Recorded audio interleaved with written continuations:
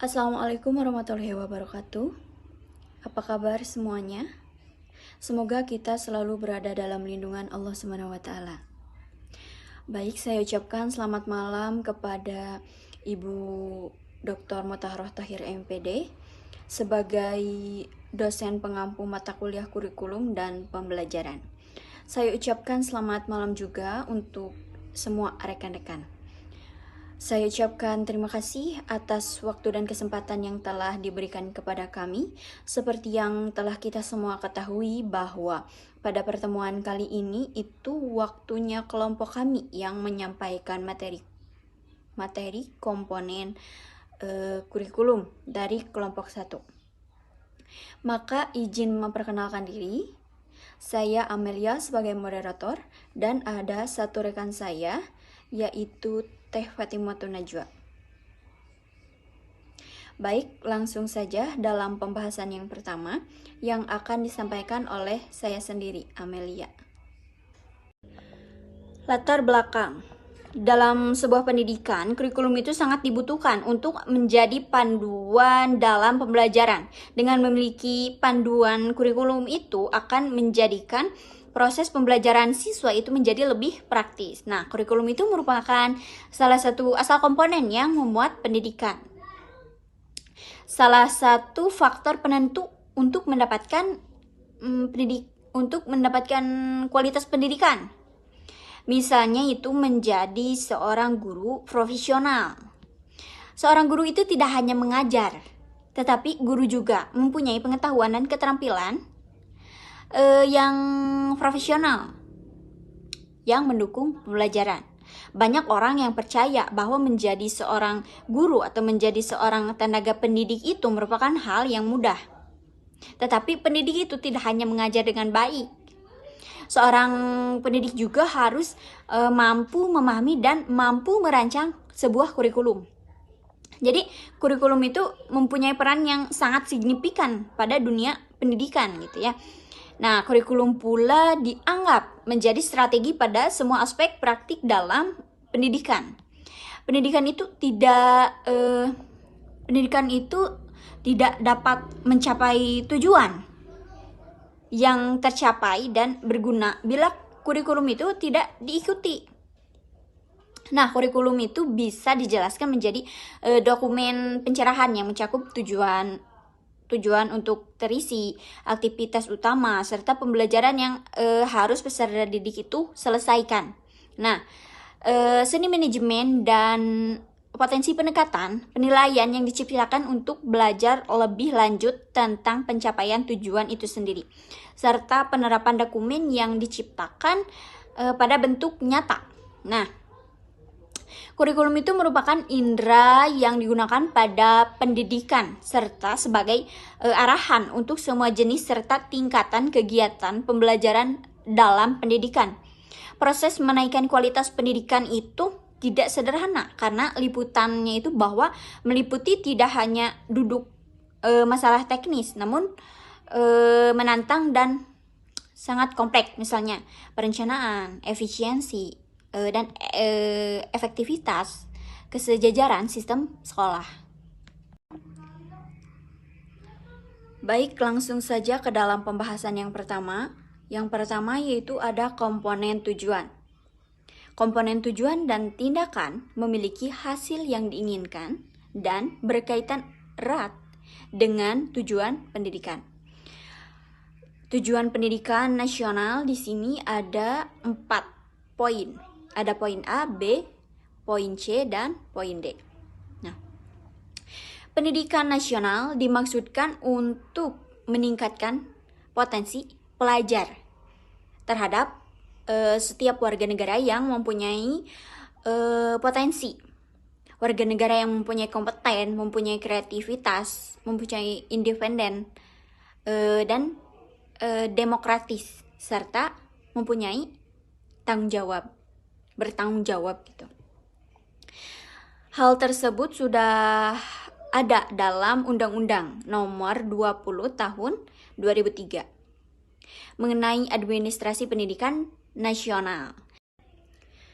Pendidikan nasional itu dimaksudkan untuk meningkatkan potensi pelajar terhadap setiap warga negara yang mempunyai potensi, mempunyai kompeten, mempunyai kreativitas, independen, demokratis, serta bertanggung jawab. Hal tersebut telah tertera dalam Undang-Undang Nomor 20 pada tahun 2003 mengenai Administrasi Pendidikan Nasional. Nah, jadi dengan adanya kurikulum akan membimbing semua kegiatan pengajaran dan juga akan mengaitkan pada unsur-unsur kurikulum lainnya. Nah, tujuan kurikulum itu sendiri didasarkan atas dua konsep. Ada dua konsep tujuan kurikulum. Nah, konsep yang pertama itu ada pengembangan kurikulum, pengembangan harapan dan kondisi sosial. Konsep yang kedua itu isinya dibangun di atas gagasan untuk menekankan realisasi atau cita-cita filosofis. Nah, terutama filsafat negara. Komponen tujuan dan tindakan memiliki hasil yang diinginkan dan berkaitan erat dengan tujuan pendidikan itu sendiri. Nah, tujuan pendidikan nasional itu ada 4 yang tadi sudah dibicarakan. Nah, sekarang poin A. Poin A ada tujuan dari pendidikan. Tujuan dari pendidikan nasional yaitu untuk membentuk kerangka kerja dan khusus pembelajaran bagi semua lembaga, termasuk lembaga pendidikan di Indonesia. Nah, poin yang B, tujuan kelembagaan. Tujuan kelembagaannya itu untuk ditetapkan oleh setiap institusi sesuai dengan persyaratan dan potensinya untuk ketercapaian dalam tujuan pendidikan nasional itu sendiri. Poin C ada tujuan kurikuler pada setiap mata pelajaran hendaknya tercapai dalam tujuan kurikulum. Poin terakhir, poin D, tujuan dari pembelajaran merupakan salah satu hal yang paling penting bagi para guru dan bagi para siswa untuk dicapai ketika pembelajaran. Bismillahirrahmanirrahim. Mungkin untuk selanjutnya saya akan melanjutkan mengenai komponen kurikulum. Nah, yang kedua ada komponen isi. Komponen isi. Tujuan dari komponen isi adalah untuk mencapai tujuan komponen. Hasil dari belajar yang menggabungkan pengetahuan, kepercayaan, pengalaman, dan kapasitas untuk pencapaian tujuan. Untuk menyelesaikan setiap tugas yang diberikan pada tujuan pendidikan, materi pengajaran juga diperlukan serta topik yang menciptakan komponen pendidikan. Topik-topik dan subtopik spesifik membentuk pengajaran. Ada gagasan pokok setiap topik atau subtopik dalam persyaratan materi pengajaran berkaitan dengan tujuan yang dinyatakan dan yang dimaksudkan. Adapun prinsip perkembangan dan perorganisasian isi kurikulum, yaitu yang pertama ada materi kurikulum adalah alat instruksional yang dapat siswa gunakan untuk belajar dengan penelaahan materi atau pokok pelajaran. Yang kedua, ada materi untuk kurikulum merujuk pada pencapaian dari setiap tujuan unit pendidikan. Tujuan unit pendidikan bervariasi yang menghasilkan perbedaan dalam lingkup dan urutan dari materi pelajaran. Dan prinsip perkembangan dan perorganisasian isi kurikulum yang ketiga adalah target pencapaian kurikulum adalah dengan tujuan pendidikan nasional. Ya, selanjutnya ada komponen strategi. Komponen strategi karena mereka terhubung dengan bagaimana kurikulum diimplementasikan. Nah, bagian-bagian strategi memainkan peran kunci. Proses pembelajaran pengajaran ini diwujudkan melalui pola dan urutan perilaku guru dan siswa yang sama yang melayani tujuan tertentu. Dengan kata lain, strategi berisikan dua komponen yang penting, yaitu rencana yang diaktualisasikan dalam bentuk kegiatan dan strategi yang disusun untuk mencapai tujuan utama.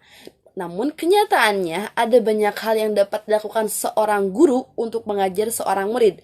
Oleh karena itu, taktik mengajar tidak dibatasi hanya pada hal itu. Ada sejumlah taktik yang dapat diterapkan dalam pengajaran, termasuk yang pertama ada discovery learning. Siswa dalam pembelajaran ini untuk melengkapi berbagai informasi mengumpulkan tugas, pembandingan, pengelompokan, analisis, pencampuran, organisasi, dan menarik kesimpulan siswa dalam pembelajaran diperlukan melalui kegiatan-kegiatan ini. Siswa akan menguasai materi-materi ini, menerapkannya, dan mencari kegiatan yang akan bermanfaat bagi mereka. Yang kedua ada meaningful learning. Siswa dalam pembelajaran meaningful learning mencari makna isi bagi siswa untuk meningkatkan pembelajaran. Yang ketiga ada individual learning, yaitu kegiatan pembelajaran, dan yang terakhir, taktik yang terakhir adalah individu atau kelompok kecil diperlukan untuk implementasi pembelajaran discovery learning. Dan selanjutnya ada komponen evaluasi. Komponen-komponen evaluasi bertujuan untuk mengevaluasi proses pendidikan secara keseluruhan dan tujuan yang telah ditentukan. Setiap pelatihan akan memberikan umpan balik semacam ini, serta bantuan dalam mencapai tujuan pembelajaran dan proses pengajaran. Umpan balik dimanfaatkan untuk melaksanakan berbagai upaya yang ditingkatkan untuk membentuk dan menciptakan tujuan pendidikan, pengurutan materi instruksional, dan media pembelajaran. Media pengajaran mencakup media yang luas, termasuk berbagai bentuk stimulan pelajaran, berbentuk audio visual, serta berbagai bentuk stimulan pelajaran, film, rekaman audio, video, dan lain-lain Dan mengajar media menyediakan berbagai bentuk stimulus dan sumber-sumber yang ditawarkan guru untuk membantu siswa menelaah. Dan yang terakhir yaitu dari komponen kurikulum itu adalah evaluasi pengajaran. Sebuah evaluasi dilakukan untuk mengevaluasi keberhasilan penguasaan siswa atau goal-goal spesifik yang ditentukan. Penilaian ini juga dikenal sebagai hasil dari pembelajaran dan pengajaran. Diterapkan penilaian untuk mengajarkan aspek-aspek pengajaran yang dievaluasi, bukan hanya hasil pembelajaran. Tujuan evaluasi adalah untuk mengevaluasi proses penerapan dalam pengajaran. Umpan balik akan diberikan untuk setiap kegiatan serta untuk memenuhi tujuan proses pengajaran dan pembelajaran. Dan umpan balik juga digunakan untuk melaksanakan sejumlah upaya yang ditingkatkan untuk membentuk dan menciptakan tujuan pembelajaran, teknik, serta media. Penilaian menyediakan masukan untuk perbaikan tambahan baik dalam hal penilaian pembelajaran maupun penilaian implementasi pendidikan secara umum. Unsur-unsur apa yang disempurnakan dan bagaimana pelaksanaan penyempurnaan. Hampir semua komponen pengajaran memiliki potensi untuk ditingkatkan sesuai dengan komponen yang dievaluasinya. Mungkin cukup sekian pemaparan dari saya. Untuk selanjutnya saya alihkan kembali kepada moderator. Terima kasih. Baik, saya Amelia dan Teh Fatimatun Najwa dapat menyimpulkan bahwa tujuan kurikulum itu isi atau materi, strategi, dan evaluasi merupakan komponen dari kurikulum. Ilmu pengetahuan, nilai, pengalaman, dan kemampuan yang dibentuk selama proses pembelajaran itu merupakan komponen isi yang membantu siswa untuk mencapai hasil yang mereka inginkan. Nah, perilaku guru dan perilaku murid yang meniru kegiatan mengajar dan pembelajaran adalah komponen dari strategi pembelajaran yang digunakan, yaitu untuk mencapai hasil yang telah ditetapkan. Nah, pada penilaian juga dirancang untuk mengevaluasi pencapaian tujuan yang telah ditetapkan sebelumnya pada proses pelaksanaan pembelajaran tersebut. Baik, saya ucapkan terima kasih kepada rekan saya, Teh Fatimatun Najwa, yang sudah bersedia untuk bekerja sama dari mulai persiapan sampai waktunya penyampaian materi. Saya ucapkan terima kasih juga kepada rekan semuanya yang telah bersedia untuk mendengar dan menyimak penyampaian materi dari kelompok kami. Cukup sekian yang dapat kelompok kami sampaikan, kurang lebihnya mohon kritik dan saran. Mohon maaf bila ada salah ucap kata ataupun ada salah dalam penyampaian kalimat. Wallahul muwaffiq ila aqwamit thoriq. Wassalamualaikum warahmatullahi wabarakatuh.